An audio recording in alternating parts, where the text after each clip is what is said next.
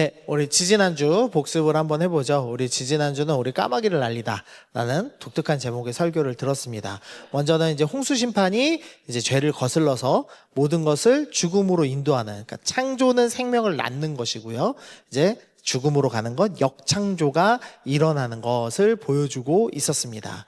하나님께서 이 상태에서 기억하시고 언약을 기억하시고 바람이 불게 하심으로써 하나님께서 구원의 역사를 일으키시는 것을 보았습니다. 그래서 우리가 많은 물에 마음을 두지 않고 하나님의 일하심을 우리가 기억해야 된다라고 우리가 살펴봤죠. 그러면서 노아가 이 막막한 물 앞에서 하나님이 어떻게 일하시는가 그것을 확인하기 위해서 까마귀를 날림으로써 하나님이 바로 일하고 계셔, 이것을 끊임없이 기억하는, 구원을 기억하는 상징 행동을 했던 것을 우리가 살펴보았습니다.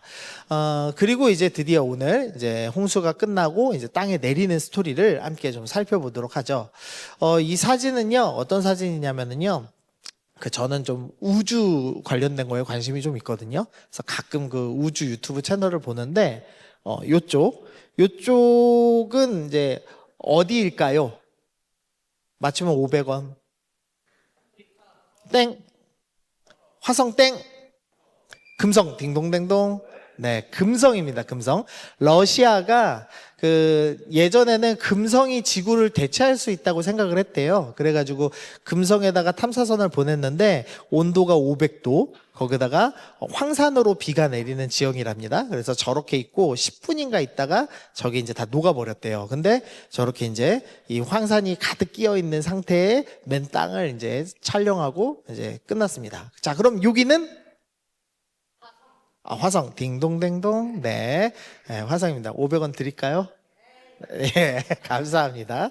네, 여기도 화성입니다. 우리가 화성에도 뭐가 좀 있을 거다라고 이제 기대를 하고 보냈습니다.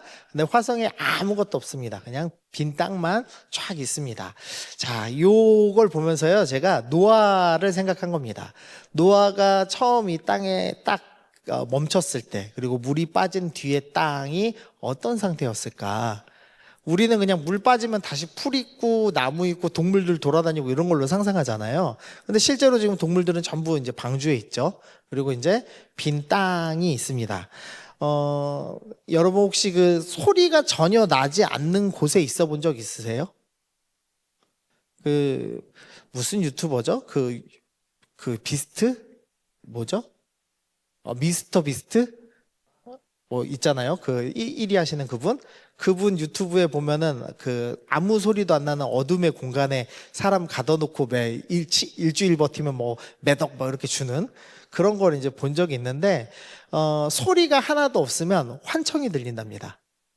되게 공포스럽대요, 생각보다. 근데 지금 동물 소리가 단 하나도 들리지 않는 빈 땅에 이제 딱 도착한 겁니다. 그래서 저는 이제 내가 노아였으면 어땠을까라고 생각을 할 때 저는 좀 두려웠을 것 같아요. 사실 이 아무것도 없는 빈 땅, 그리고 사람의 인프라가 전혀 존재하지 않는, 건물도 없고 우물도 없고 아무것도 존재하지 않는 이 빈 땅에 내가 이 자식들을 데리고 다시 인류를 재건할 수 있을까에 대한 이제 엄청난 압박감이 들지 않았을까, 이런 좀 생각이 들었습니다. 근데 이제 저랑 좀 성향이 반대이신 분들도 있죠.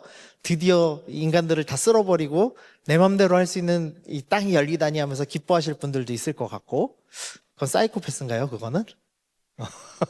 그건 아니어도, 단순히 이제 1년간 방주에 지금 갇혀 있었거든요. 배를 계속 탔습니다.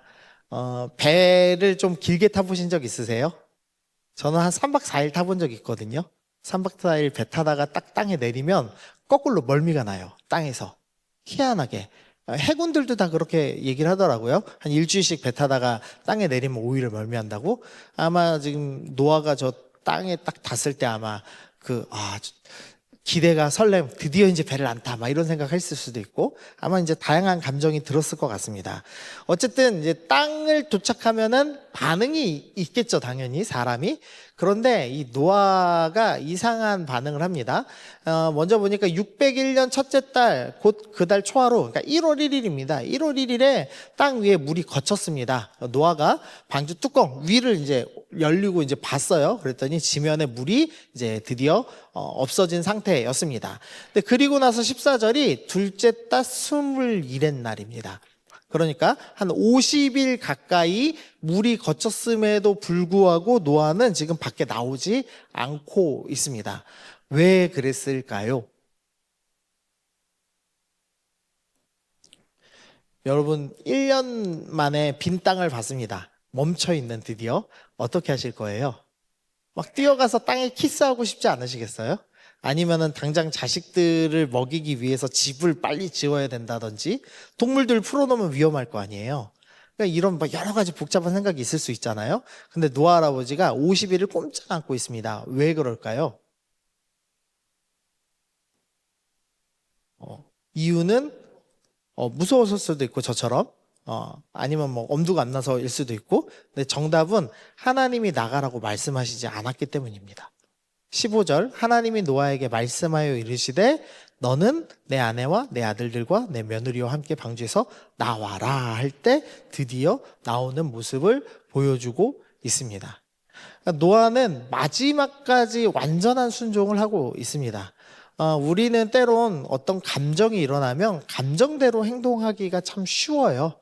그런데 감정이 나를 이끄는 삶이 아니라 말씀이 나를 이끄는 삶을 노아는 살고 있더라는 거죠.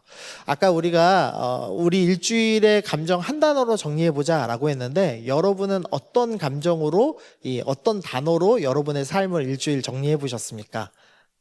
마음속에 좀 떠올려 보시죠. 혹시 분노? 또 무슨 감정이 있을까요? 두려움? 기쁨? 뭐 여러 가지 감정이 있겠죠? 그 감정 때문에 일어난 다른 일들이 혹시 있으신가요? 여러 가지 있을 수 있죠. 맞죠? 걱정과 근심 때문에 이걸 열심히 하셨을 수도 있고, 맞죠? 두려움 때문에 밤새워서 공부하셨을 수도 있고, 공부가 좋은 행동일진 몰라도 두려움을 기반한 잘못된 공부였을 수도 있죠. 어떤 거든지 우리가 감정 때문에 행동이 일어나는 것을 자꾸 볼 수 있습니다. 그런데 노아는 감정으로 행동을 결정하지 않는 모습을 보여주고 있더라는 거죠. 말씀에 순종하는 삶을 살고 있더라는 겁니다. 그것이 바로 믿음의 삶이다라는 것을 우리 가운데 먼저 보여주고 있습니다. 우리는 감정을 느끼지만 감정을 뛰어넘는 믿음의 사람이 되어야 합니다. 아멘. 네, 훈련받은 사람은 어떤 사람이냐? 훈련받은 사람은 두려움이 있어도 시키는 대로 하는 사람이죠. 이 군인들이 낙하할 때 왜 제일 무서운 14m인가 15m에다가 딱 세워놓잖아요. 그거 뛰어 하면 어떻게 하죠? 못 뜁니다. 그런데 반복해서 10번, 20번 뛰면은 두렵지만 뛰어라는 그 한마디에 자동으로 뛰게 되죠. 그러니까 우리가 감정 앞에서 내가 어떻게 감정에게 지배당하지 않지? 한 가지 방법인데 반복하여 훈련하는 것밖에 없다라는 거죠. 그래서 여러분이 여러분의 삶 속에 감정이 찾아올 때마다 주님, 나는 감정이 아니라 믿음으로 싸우겠습니다. 믿음으로 싸우겠습니다 해서 반복된 믿음의 삶으로 훈련하시는 여러분들이 좀 되셨으면 좋겠습니다. 자, 그리고 나서 이제 오늘 이제 주제인 노아 언약을 좀 살펴보려고 합니다. 자, 창세기 6장 5절에서요, 홍수 심판의 이유를 찾아보면은요, 그의 마음으로 생각하는 모든 계획이 항상 악할 뿐이다. 그러니까 사람들이 악하기 때문에 하나님께서는 홍수로 심판하시면서 공의를 드러내셨습니다. 그런데 희한한 구절이 있어요. 8장 21절. 여호와께서 그 향기를 받으시고 그 중심에 이르시되, 자, 여기부터 읽어보겠습니다. 시작. 내가 다시는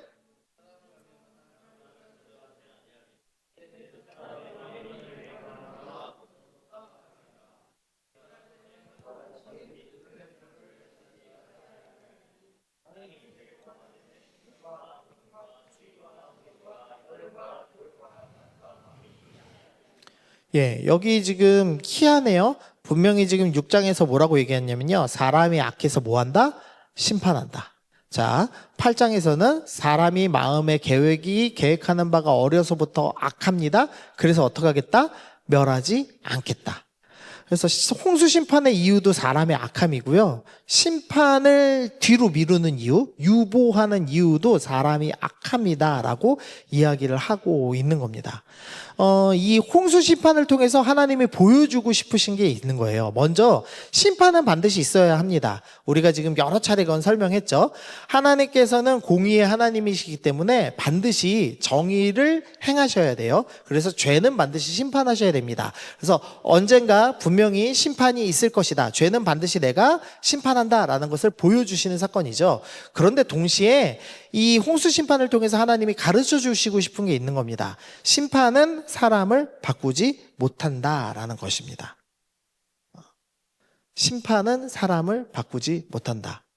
간혹 이제 강력한 도구를 사용하면 사람을 바꿀 수 있을 거야라고 생각을 합니다. 이렇게 붙잡아서 매를 맨날 두들겨 패면 이 사람이 똑바로 살겠지? 이제 자녀들을 길러보시면요, 여러분이 그런 유혹을 많이 받으실 거예요. 애가 말을 오지게 안 들어요. 정말 똥 싸는 기계거든요. 똥 싸는 기계가 말도 안 들어. 그거 어떻게 해야 되죠? 화가 나요. 저희 딸내미가요, 고집이 좀 세요. 그래가지고 변화를 싫어하는 ISTJ의 전형입니다. 그래서 화장실을 이제 기저귀를 떼는 순간이 찾아왔습니다. 기저귀를 뗄 때 이렇게 빨리 떼는 아이들도 있고 조금 늦게 떼는 아이들도 있어요. 근데 우리 딸내미는 조금 달랐습니다. 어떻게 했냐? 기저귀를 안 채웠더니 이제 무조건 응아와 쉬아는 기저귀에 싸는 거예요. 그게 이제 이 아이의 원칙이죠. 그런데 부모가 원칙을 깨고 기저귀를 벗긴 겁니다. 그랬더니 어떻게 했냐? 안 싸기로 결정했습니다. 그래서 4일 동안 안 쌌어요. 4일 동안 안 싸서 배가 이렇게 나왔어요. 그래갖고 이제 어린이집 선생님이 부담스러운 거예요. 큰일 날까봐. 그냥 어떻게 할까요? 어머니 그냥 기저귀를 채울까요? 그런데 저희가 버텼습니다. 그래갖고 4일째 할 수 없이 이제 쌌죠. 예. 쉽지 않았습니다. 4일간 배가 있고 점점 불러오는 아이를 보는 게 쉽지 않더라고요. 근데 이제 그때 제가 좀 두들겨 패고 싶었습니다. 솔직히.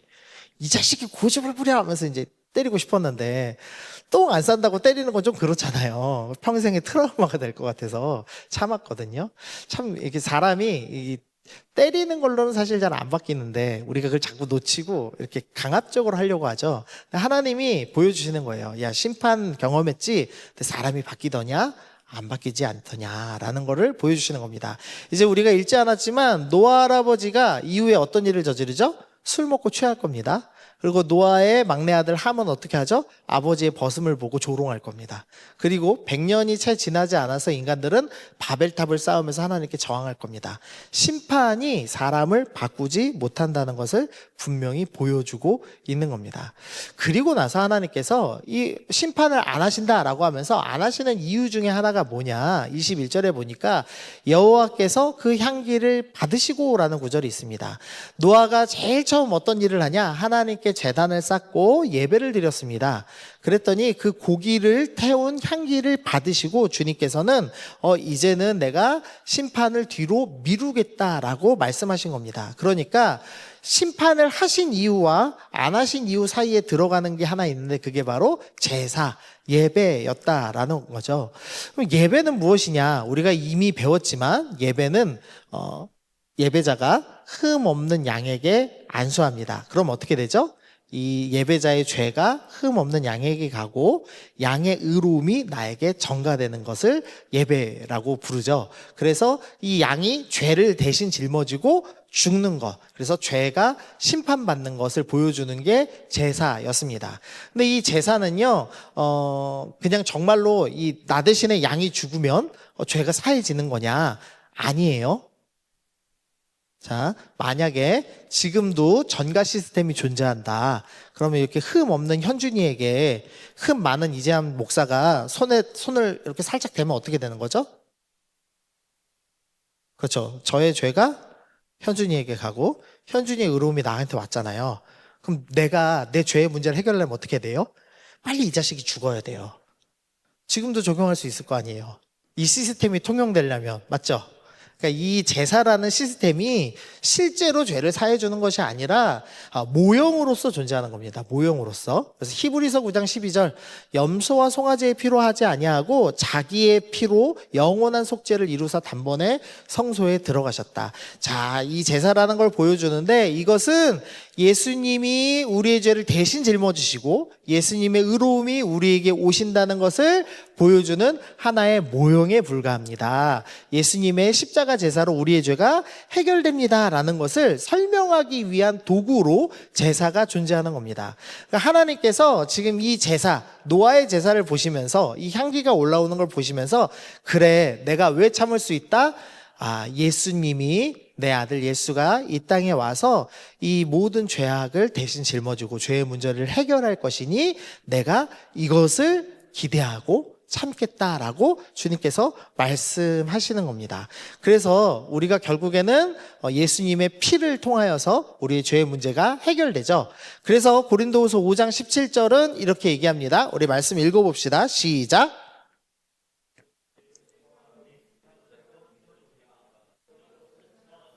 보라, 새 것이 되었도다. 예수님으로 인해서 우리가 새로운 피조물, 죄인이었으나 그래서 망가진 존재였으나 새롭게 다시 된다라고 말씀합니다. 우리가 새롭게 될 것이기 때문에 주님께서는 심판을 뒤로 미루시기로 결정하신 겁니다. 그래서 땅이 있을 동안에는, 그러니까 즉 최종 심판이 있기 전까지는 내가 심판을 미루겠다. 그래서 좀 어려운 말로 예수님의 구원 사역, 구속 사역이 이 땅에서 이루어지도록 전 지구적인 심판을 유예하시기로 결정하셨다. 이렇게 좀 어렵게 썼습니다. 그러니까 노아와 맺은 언약의 가장 핵심은 뭐냐? 심판을 뒤로 미루시는 이유를 설명하는 겁니다. 자, 그러면 지금 노아 시대로부터 심판이 오기까지의 이 사이에 있는 이 시간대는 어떤 시간대냐? 하나님께서 긍휼을 베푸시는 시간, 구원을 위해서 미루시는 시간이라고 이야기할 수가 있는 거죠. 간혹 불신자들이 이렇게 질문해요. 하나님이 계시다면 지금 이 시간에서 이렇게 악한 일이 일어나는데 왜 두고 보시냐? 하나님은 뭐 안 살아 계셔. 이렇게 생각합니다. 그러나 하나님께서는 이 악함이 있음에도 불구하고 하나님 예수님의 그 구원의 사역이 다 이루어질 수 있도록 오래 참으신다라고 설명합니다. 그래서 베드로후서 3장 9절에서 주의 약속은 어느 이들은 더디다고 생각하는 것 같이 더딘 것이 아니라 오직 주께서 너희에 대하여 오래 참으사 아무도 멸망하지 않고 다 회개하기를 이르기를 원하노라 라고 말씀하시면서 이 긍휼의 시기는 회개를 위해서 준비된 시기다라고 말씀하고 계시는 거죠. 그래서 정의를 좀 하면은요, 정의로운 하나님께서는 죄에 대해서 반드시 심판하셔야 됩니다. 그래서 심판이 있었습니다.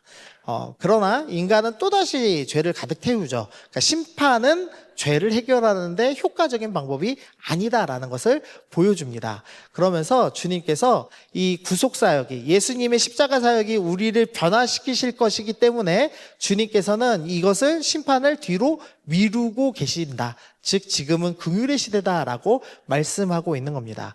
여러분은 이 긍휼의 시대를 어떻게 지금 살아가고 계십니까?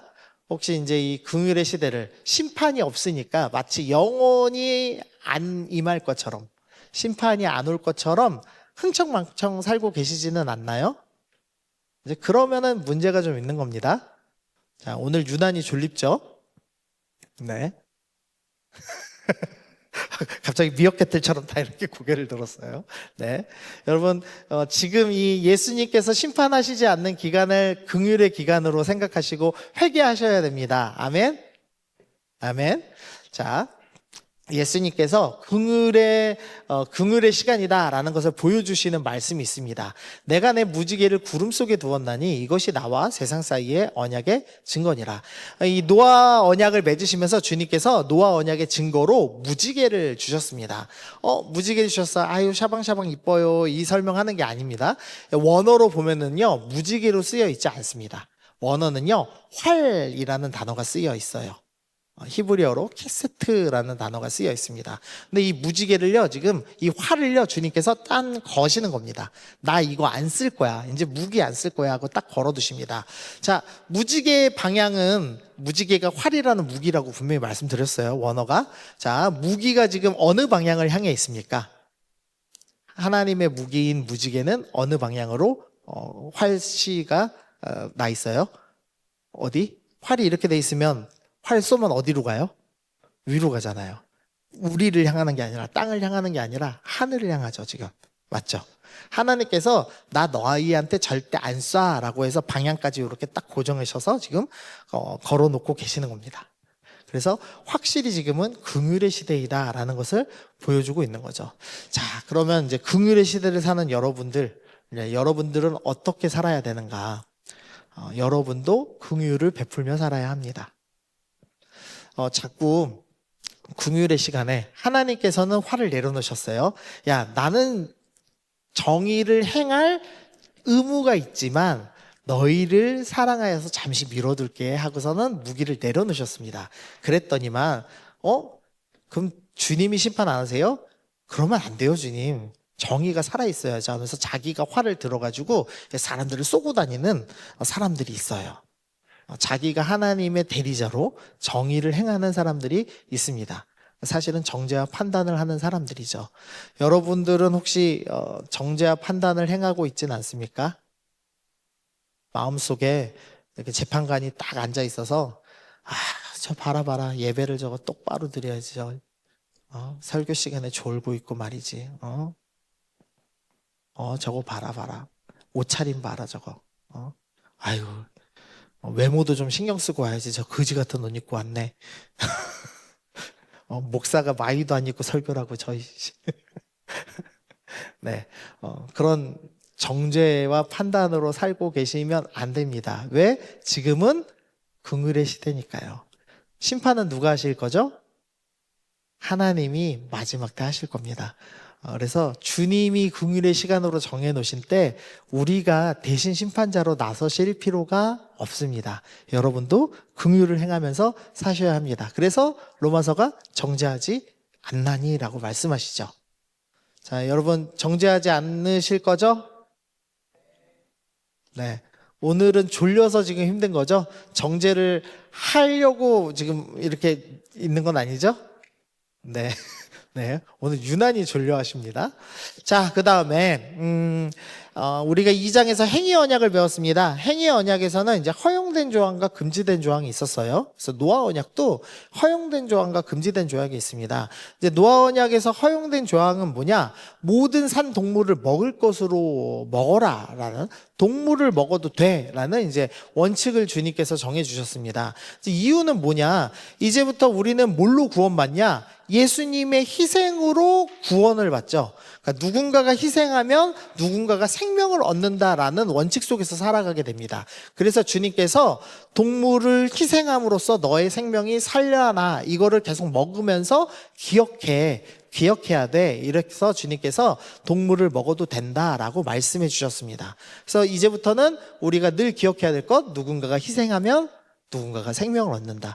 예수님께서 날 위해 죽으셨기 때문에 내가 생명을 얻는다라는 것을 기억하는 겁니다. 먹을 때마다. 순대국밥을 먹으면서 이 돼지가 죽으심처럼 예수님이 날 위해서 죽으셨지 이러면서 눈물을 쪼르륵 흘리고 식사기도 하시고 드셔야 되는 겁니다. 아멘? 아멘 한 자만 눈물을 흘리세요. 네. 근데 이 의미는 기억하세요. 먹을 때마다 기억하십시오. 우리가 먹음으로써 죄를 짓고 먹음으로써 구원받고 먹을 때마다 주님의 날 위해 죽으시고 부활하심을 기억하는, 주님께서 우리가 너무 악하기 때문에 야 니네 삼시세끼 밥 먹을 때마다 좀 기억해라 이렇게 지금 가르쳐 주신 겁니다. 자, 그리고 이제 금지된 명령이 있습니다. 하나는 핏째 흘리지 말 것입니다. 살인 금지였습니다. 왜냐하면 우리가 라멕이 뭐했죠? 살인을 자랑하고, 그리고 일부 다처제를 하면서 살인이 만연된 사회가 만들어졌죠. 그래서 하나님께서 야 제발 살인은 하지 마라고 하셨습니다. 왜냐? 살인은 창조, 생명을 살리는 것에 반대되는 역창조이기 때문이죠. 그래서 너희는 생명을 살리는 쪽의 방향으로 가야 돼 라고 말씀하신 겁니다. 그래서 9장 1절에서 노아와 아들들에게 복을 주시며 그들에게 이르되 생육하고 번성하고 땅에 충만하라. 너희는 다시 생명을 살리는 창조의 질서를 따라서 살아가야 된다라고 말씀해 주셨습니다. 우리가 이미 이 말씀은 다 배웠습니다. 악이 많이 나라는 얘기 아니었죠? 뭐였죠? 생명을 낳고 더 풍성히 하는 삶이었습니다. 요한복음 10장 10절 우리 읽어보고, 우리 2페이지 남았습니다. 자, 읽어보고 마치겠습니다. 자, 시작. 도둑이 오는 것은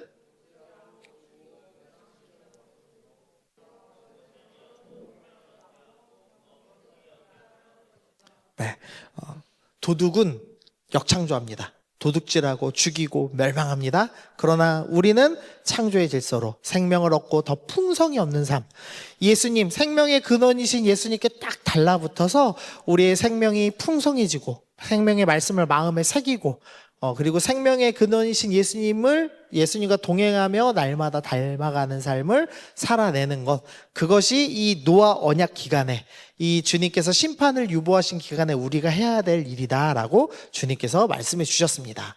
자, 적용하고 마치겠습니다. 우리 반주자만 좀 나와주세요. 자, 감정이 아니라 순종으로 행동하라 라고 우리 말씀했죠. 자, 우리 감정이 아니라 노아가 감정으로 행정하지 않고 순종으로 했습니다. 그걸 좀 기억하시면 좋겠고요. 그 다음에 두 번째, 심판은 사람을 바꾸지 않는다.